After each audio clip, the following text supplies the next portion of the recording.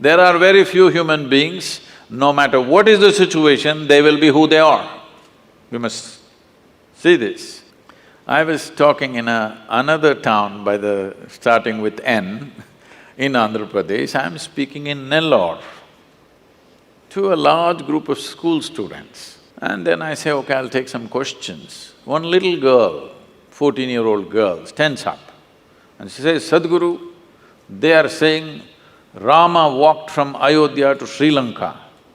Is it practical that somebody can walk from Ayodhya to Sri Lanka, or is it just a story? Then I look at her and say, see, you are still a young girl. After a few years, you will find a man. When you find your man, do you want that kind of a man that if you get lost, he will walk all the way? Or he will think this is not practical and find a practical solution in his neighborhood? What kind of a man do you want? Well, even the little girl knows what kind of a man she wants. Now, why this question I'm bringing this up is,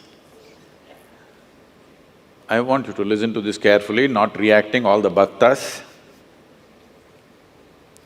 Rama's life is a disaster, a continuous disaster. King born as a prince, coronated as a king, just married with his young wife, some political stuff, ends up in the jungle. Living in the jungle, some television show may be showing it as some kind of a romantic affair, okay? Living in the jungle is not a romantic affair, believe me.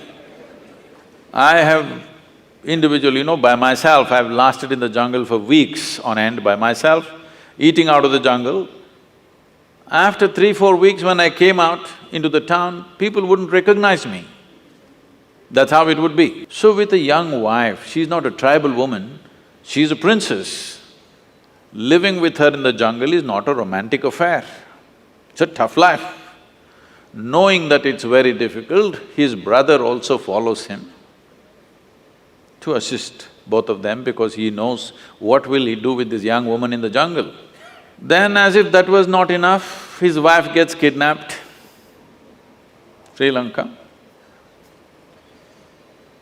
And then, because the wife means so much to him, he walks all the way, despondent, not a nice trek, not knowing whether she is alive or dead or what has happened to her.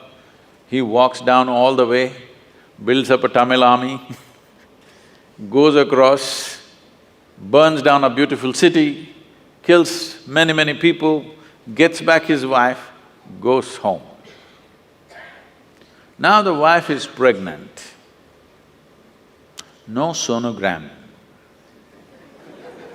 So he doesn't know whether it's a boy or a girl or boys or girls or what. This is important for a king. For a king, it's very important that he has a son because it has to continue. But then once again some political situation, he sends his fully pregnant wife to the jungle. She goes there, delivers 2 boys, he doesn't know. And then he gets into a battle with his own children. If at all, if there can be a true disaster in your life, in anybody's life, knowingly or unknowingly you killed your own children, this is the worst thing that can happen to you. It almost happened to him. He almost killed them. Somehow, by fate, whatever situation, he did not kill them, he almost killed them. He did his best to kill them without knowing who they are. Then Sita dies without ever seeing him again. You call this a successful life? No. But we worship him. Why do you worship a failure like this? Because no matter what disasters happened, the man did not become angry, hateful. He did not lose his balance. He maintained his balance 100%. He did not give up any of the values and ethics with which he lived. A continuous disaster, a serial disaster he is, but unmoved, untouched. It is this quality that we are bowing down to. We are not bowing down to him because he's a super success. He is a super failure, but within himself, do what you want. You cannot take away who he is.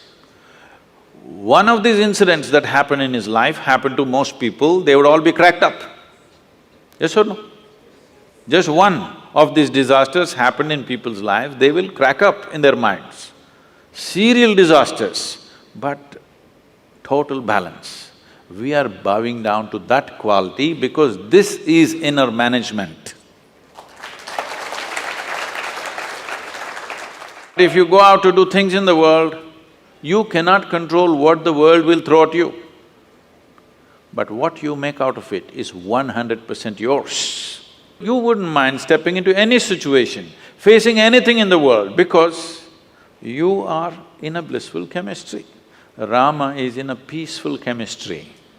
No matter how many troubles you throw at him, similarly, if you have blissful chemistry, no matter how much nonsense somebody throws at you, you're blissful.